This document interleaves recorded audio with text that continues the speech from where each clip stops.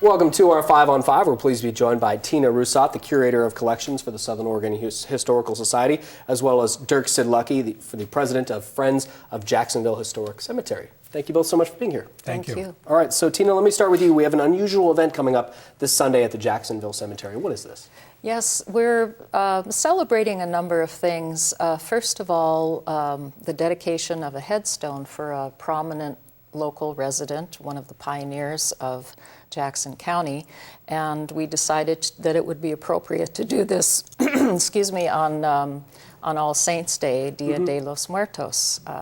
So we're going to be dedicating this headstone that's being placed by a relative of David Henry Miller. Wow. Okay. So how did this happen? Why is it happening now? Would the relative play any role in this? Well, the gentleman's name is Charles Sears, Chuck Sears, and for a number of years it's bothered him, he says, that there was no headstone for Mr. Miller because he was a very prominent citizen.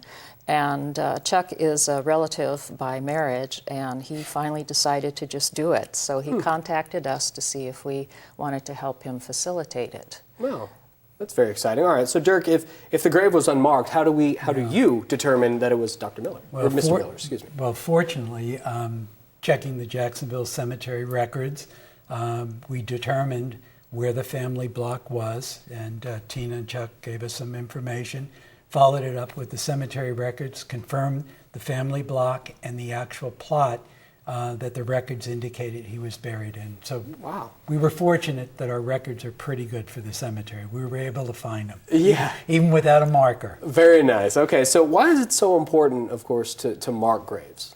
Well, we have about 6,500 souls buried in the Jacksonville Cemetery, and somewhere between 500 and 1,000 of those grave sites are not marked. And there's numerous reasons for that. Families moved on, never had the opportunity to mark a grave.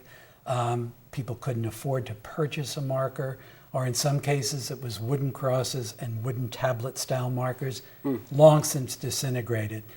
So when we have an opportunity like this, where a family member is willing to purchase a marker, we're absolutely delighted, because that's one more grave site that's going to be marked permanently. In fact, this year we've had 5 grave sites that from pioneers from back in the late 1800s that families or donations have allowed us to place markers. That's very exciting. I'm sure it means obviously a lot to a lot of people. It absolutely does. We're really excited about it. Very nice. All right. So Tina, can anyone come out to this event this Sunday? Yes, it's open to the public.